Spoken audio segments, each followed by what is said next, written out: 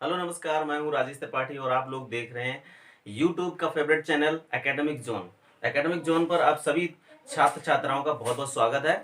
मैं और हमारे साथ में सहयोगी पढ़ाते हैं विवेक सर, वो आपको मैथ पढ़ाते हैं। रोजाना आपको एक वीडियो प्रोवाइड की जाएगी।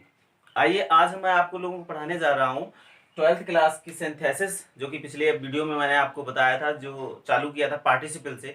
आज उसका दूसरा दिन है और उस दूसरे दिन में आपको समझाना है कि बाय यूजिंग इंफिनिटिव से सिंथेसिस सिंपल सेंटेंस कैसे बनाए जाते हैं। ठीक है, तो लेट्स स्टार्ट द वीडियो। तो यहाँ पे करना क्या है, बाय यूजिंग इंफिनिटिव। दोस्तों सबसे पहले ये जान लेते हैं कि इंफिनिटिव होता क्या है। सबसे बड़ी ये समस्या आ जाती है कि इंफिनिटिव क्या है। तो इंफिनिटिव जो होती है वो आपकी टू होती है। टू आपका इंफिनिटिव होता है, लेकिन अंतर ये होता है कि कब इंफिनिटिव होता है, क्योंकि टू आपका प्रीपोजिशन भी होता है। तो कब हम समझें कि प्रीपोजिशन है और कब समझें कि वो इंफिनिटिव है, तो देख ले कि कैसे हम समझते हैं। कि देखो यहाँ पे जैसे कि रन लिखा है, कोई वर्ब मान लो, एक वर्ब है आपकी, फर्स्ट फॉर्म वर्ब है, जैसे रन है, और रन से पहले अगर हम टू लगा देते हैं तो ये इंफिनिटिव वर्ब कहलाती है। क्या कहलाती है? Infinitive verb. ठीक है, अब जैसे हमने टू लगाया है, जैसे I want to go to Kanpur. समझ में आ रहा है? कानपुर आपका नाउन है। ठीक है, अब ये आपका प्रॉपर नाउन जो कानपुर है, उससे पहले टू जो लगा दिया गया है, ये आपका हो गया क्या? प्रेपोजिशन। अब एक ही वाक्य में I want to go to Kanpur, यहाँ पर टू आया, यहाँ पर भी टू है, दोनों टू ही टू है। तो अब इसमें करना क्या है, देखना क्या है, ये टू को जो है ये आपका इंफिनिटिव वर्ब है, और टू कानपुर जो है आपका प्रेपोजिशन है। समझ में आ गई होगी दोस्तों सभी को बात। तो ठीक है, स्टार्ट करते हैं। आपको पढ़ाना है आज इंफिनिटिव वर्ब का प्रयोग कैसे करना है। इंफिनिटिव का प्रयोग कैसे करना है तो देख लेते हैं। इसमें कुछ रूल्स हैं जो कि आपको बहुत अच्छी तरह से पढ़ने होंगे। एक फर्स्ट देख लेते हैं इसमें रूल, कि यदि वाक्य में हैज, हैव, हैड दिए गए हों। अगर वाक्य में आपका क्या दिया जा रहा है, हैज, हैव, हैड, और हो सकता है इसमें कीप दिया गया हो। ठीक है, ये अगर आपकी वर्ब दी जा रही हैं तो आपको इन्हीं वर्ब के वाक्य को पहले लिखना है। समझ में आ रहा है? इन वर्ब्स के वाक्य को पहले लिखना है, और दूसरा जो आपका वर्ब दिया जाएगा, दूसरा जो वाक्य दिया जाएगा, उसकी जो वर्ब है उससे पहले टू लगा के आपको बनाना है। दूसरे वाक्य की वर्ब से पहले टू का प्रयोग करके पहले वाक्य में जोड़ देना है। पहला आपका वाक्य कंप्लीट हो जाता है। तो देख लीजिए कैसे बनेगा ये। जैसे लिखा है कि I have some bills I must pay them। देखो क्या है कि आई हैव सम बिल्स, मेरे पास कुछ बिल्स हैं, कुछ भुगतान करने के लिए पड़े हुए हैं, और आई मस्ट देम, मुझे उनको भुगतान कर देना चाहिए, मुझे उनको अदा कर देना चाहिए। तो ध्यान क्या रखना है कि हैज, हैव, कीप, हैड अगर आपके वाक्य में आता है, हो सकता है विल हैव टू भी आ जाए, तो उन शब्दों वाले, उन वर्ब्स वाले वाक्य को पहले लिखना है। तो उन वर्ब्स वाले वाक्य कौन से हैं इसमें? आपका है हैव, तो इसको पहले लिख लेते हैं, आई हैव सम बिल्स। इतना समझ में आया? अब करना क्या है कि दूसरा जो वाक्य है उसकी वर्ब ढूंढ लेते हैं। वर्ब क्या है? पे। ये आपकी वर्ब जो है वो पे है, लेकिन ये मस्ट, ये भी वर्ब है, लेकिन ये हेल्पिंग वर्ब है, मॉडल वर्ब है। तो बस करना क्या है, टू पे करना है, टू पे। समझ में आ गया? देम नहीं लिखना है दोस्तों। क्यों नहीं लिखना है? क्योंकि आपका बिल्स दिया गया है। तो अगर देम आपने लिख दिया तो बिल्स और देम एक ही चीज है, तो डबल आपको लिखना पड़ जाएगा। ऐसा वाक्य में नहीं होता। सिंपल सेंटेंस में इतना ही ध्यान रखना होता है कि किसी भी शब्द की कभी भी पुनरावृत्ति नहीं होनी चाहिए। अगर वो हो रही है तो वाक्य गलत हो रहा है। एक मैन वर्ब हो, जिसे जो मैन वर्ब उसके टेंस के अंतर्गत आती है, और दूसरी आपकी फिनिट वर्ब हो। ठीक है, तो यहां पर देख लो एक तरह से, यहां पर हैव जो है आपके यहाँ पर मैन वर्ब है, ठीक है, या फिनिट वर्ब इसको बोल सकते हैं, और टू पे जो है वो बाय यूजिंग इन्फिनेटिव वर्ब है। समझ में आ गया? इस तरीके से आपको वाक्य बनाने होंगे। दूसरा नियम देख लेते हैं। दूसरा नियम जैसे कि इस तरह से लिखा हो सकता है, they keep some dogs, they want to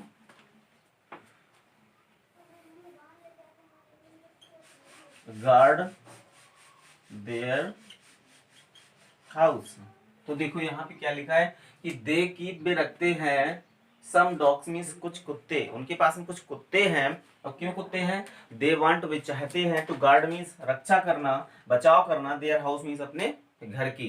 ठीक है, तो इसमें ध्यान क्या देखना है आपको, कीप दिया गया है। ठीक है, तो कीप, हैड और हैज वगैरह ये दिए जाते हैं, तो आपको इन्हीं वर्ब्स वाले भाग को पहले लिखना होता है और दूसरे भाग की जो वर्ब है उससे पहले टू का प्रयोग करना होता है। तो बस इसको बना दीजिए, दे कीप सम डॉग्स।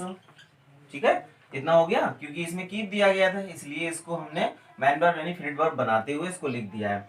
अब क्या है इसमें, अब ये दे तो आपका कट ही गया इससे। ठीक है, वांट भी आपका ये कीप से कट जाता है और बचा क्या, to guard their house, to guard their house. समझ में आ गया सभी को? ये आपका इंफिनिटिव से एक नियम कंप्लीट हो जाता है। उम्मीद करता हूँ कि आपको बहुत समझ में आ रहा होगा। अगर समझ में आ रहा है तो प्लीज इनको सब्सक्राइब और शेयर करना और लाइक करना बिल्कुल ना भूलें। और आपके लाइक करने से हमारे चैनल को मोटिवेशन प्राप्त होता है और ज्यादा से ज्यादा हम वीडियो बनाने का प्रयास करते हैं। तो देख लीजिए दूसरा नियम,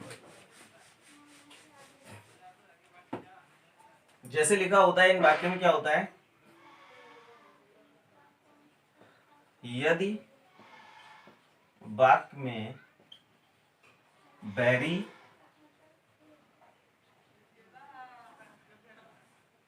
और एडजेक्टिव दिया गया हो, वेरी प्लस एडजेक्टिव दिया गया हो, तो देखो क्या करते हैं, जैसे लिखा होगा सी वाज वेरी पुअर,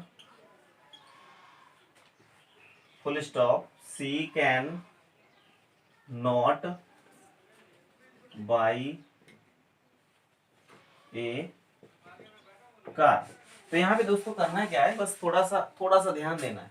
इसमें लिखा है वेरी लिखा है और पुअर लिखा है। पुअर क्या है आपका एडजेक्टिव है और वेरी एक एडवर्ब होता है। ठीक है, तो यहाँ पर ये दिया सी वाज वेरी पुअर, वो बहुत गरीब थी। सी कैन नॉट, यहाँ पे कैन नहीं है, कुड होना चाहिए, could not buy a car, वह एक कार को नहीं खरीद सकती है। तो बस इसमें क्या करना है दोस्तों, थोड़ा सा रिमाइंड करना है आपने आपको कि जो ट्रांसपोनेशन आपने 12th में पढ़े होंगे उसमें ट्रांसपोनेशन का पहला जो चैप्टर है रिमूविंग ऑफ एडवर्ब टू। तो रिमूविंग ऑफ एडवर्ब टू का जो सिस्टम है, जो आपने समझा होगा स्ट्रक्चर, बस वही समझ लीजिए, ये नियम तुरंत समझ में आ जाएगा। तो इसमें क्या है कि इसमें आपको वेरी के स्थान पर एडवर्ब टू का प्रयोग करना है। किसका प्रयोग करना है, इस वेरी के स्थान पर एडवर्ब टू का प्रयोग करेंगे, अपने आप बात बन जाएगा। तो सी वाज टू पुअर। ठीक है, इतना समझ में आ गया। अब सी से सी कट गया, अब कोड आपका बाद में चला गया। ठीक है, नॉट भी आपका ये रिमूव हो जाता है, खत्म हो जाता है, क्योंकि इसमें जो टू एडवर्ब आता है दिखने में वो पॉजिटिव होता है लेकिन ये सेमी नेगेटिव वर्ड होता है। तो जहां पे सेमी नेगेटिव टू का प्रयोग हो जाता है वहां पर आगे वाले भाग में नॉट का प्रयोग नहीं होता है।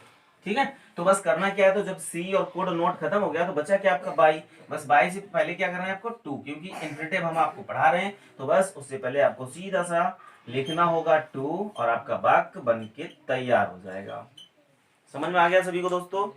तो देख लीजिए ये बना आपका she was too poor to buy a car. अब यहाँ पे जब हम इसको दूसरी तरीके से फिर बनाने का प्रयास करते हैं, मान लो हमने रिमूविंग और एडवर्ब टू के अंतर्गत इसको बनाना चाहा, तो सी वाज, इसका हो जाता है सो, वेरी और सो एक ही जैसे होते हैं। ठीक है, तो सी वाज सो पुअर, और इसमें लग जाता है that she can not buy a car. समझ में आ गया सभी को? इसका भी अर्थ हम आपको समझाने का प्रयास करेंगे।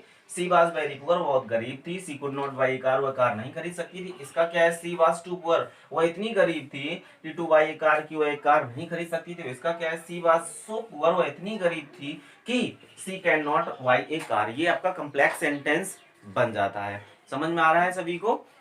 तो इस तरीके से ये आपका कॉम्प्लेक्स सेंटेंस है, ये आपका सिंपल सेंटेंस है। सिंपल सेंटेंस में आपका सिर्फ बाज फिनिट वर्ब है, लेकिन ये कॉम्प्लेक्स सेंटेंस में दो वर्ब आ रही हैं, एक बाज आ रही है और दूसरी आपकी कैन आ रही है। तो इस प्रकार से आपका कॉम्प्लेक्स सेंटेंस अलग होता है और सिंपल सेंटेंस अलग होता है। तो ये समझ में आ गया सभी दोस्तों को?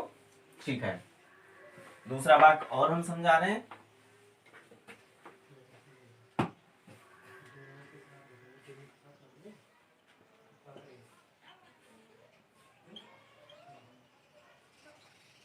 Ravi was very hungry. He could not walk. He could not walk longer. तो देखो ये लिखा है कि Ravi was very hungry, Ravi बहुत ज्यादा भूखा था। He could not walk, वह नहीं चल सकता था। longer anymore, चलो इतना ही ठीक है। तो रवि बहुत ज्यादा भूखा था वह और अधिक चल नहीं सकता था आगे।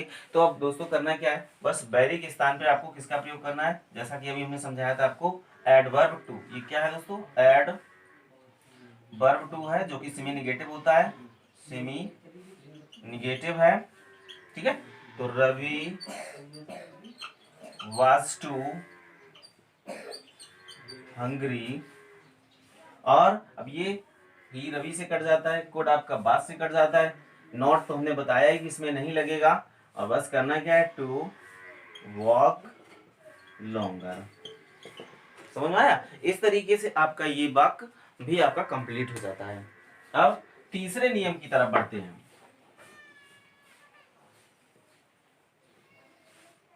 तीसरा नियम देख लीजिए किस तरह से आपको कंप्लीट करना है। तीसरे नियम में आपके दिए जाते हैं sure, afraid, certain, delight, pleased,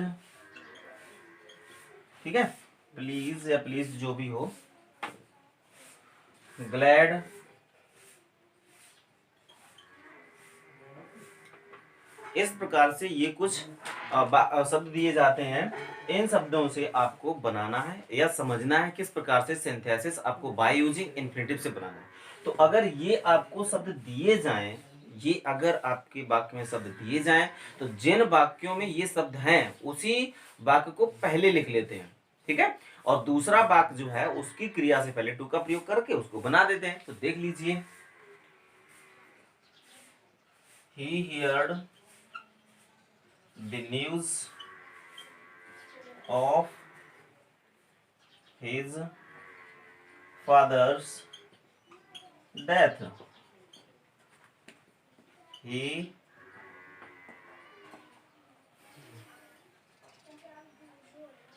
was sad. अब इसमें सैड नहीं लिखा है, मान लो यहाँ पे सैड है, ठीक है, ही was sad। अब यहाँ सैड दिया गया है, तो यहाँ पे सैड देख लो, सैड लिखा है, ग्लैड हो, ग्लैड, प्लीज हो, डिलाइट हो, सर्टेन हो, अफ्रेड हो, जो भी श्योर, जो भी चीजें हैं ये अगर दी गई है तो इन्हीं शब्दों वाले वाक्य को पहले लिख लेते हैं। तो इसमें सैड दिया गया है तो सबसे पहले इसी को लिख लो, ही वाज सैड। इतना समझ में आया सभी को? अब देखो करना क्या है, ही से ही आपका खत्म हो रहा है, ठीक है। अब करना क्या है कि ही वाज सैड।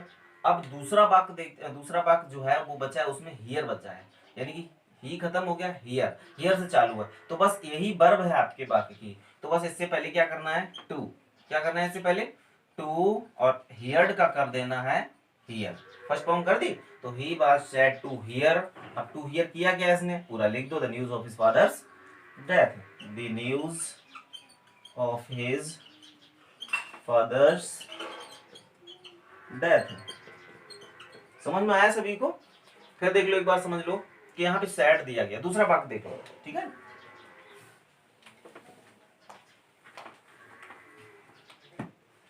दूसरा वाक्य देख लीजिए,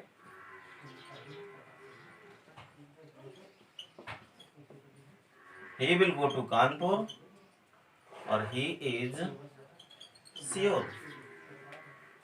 he will go to Kanpur, he is sure, वह कानपुर जाएगा, उसे पूर्ण निश्चय है, उसे पूर्ण विश्वास है कि वह कानपुर जाएगा, मतलब जाएगा।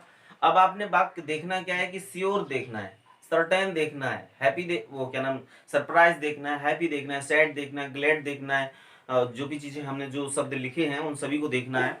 बस उन्हीं शब्दों वाले भाग को पहले लिखना है। तो ही इज श्योर टू का प्रयोग करना है। कुल मिला के बात यही है कि अगर इन शब्दों का प्रयोग हो जो हमने लिखे थे, उन शब्दों वाले वाक्य को लिख के तुरंत टू का प्रयोग करके दूसरे वाक्य की फर्स्ट फॉर्म से उसको शुरू कर देते हैं। तो ही इज श्योर टू, इसमें लिखा है he is sure to go to Kanpur. समझ में आ गया? He is sure to go to Kanpur, यानी कि वो कानपुर जाने के लिए निश्चय उसको विश्वास है। तो इस प्रकार से आपके ये वाक्य कंप्लीट हो जाते हैं। ठीक है।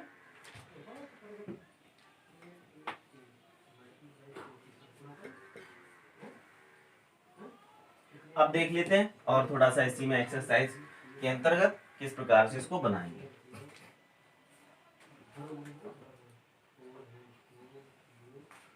रवि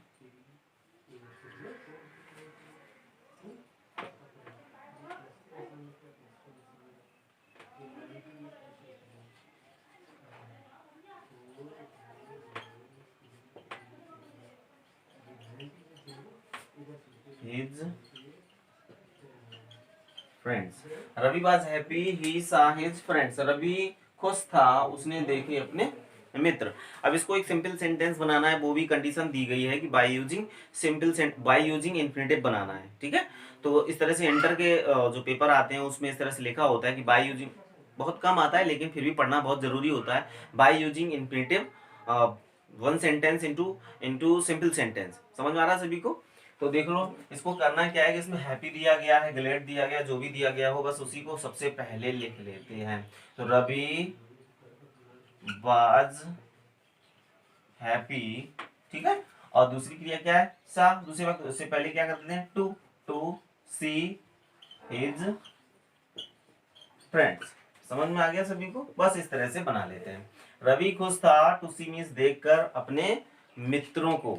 जी हाँ दोस्तों, इस प्रकार से आपकी सिंथेसिस में बाय यूजिंग इन्फिनेटिव क्लियर हो जाती है। और मैं उम्मीद करता हूं कि आपको वीडियो बहुत अच्छी लगी होगी। और ज़्यादा से ज़्यादा सब्सक्राइब करें, शेयर करें, लाइक करें, इसी उम्मीद के साथ कि आप लोग ऐसा करेंगे और हमारे चैनल को मोटिवेशन प्राप्त होगा और हम ज़्यादा से ज़्यादा वीडियो आपको प्रोवाइड कराते रहेंगे। कल हम किसी दूसरे वीडियो के साथ मिलेंगे, तब तक के लिए बहुत बहुत नमस्कार।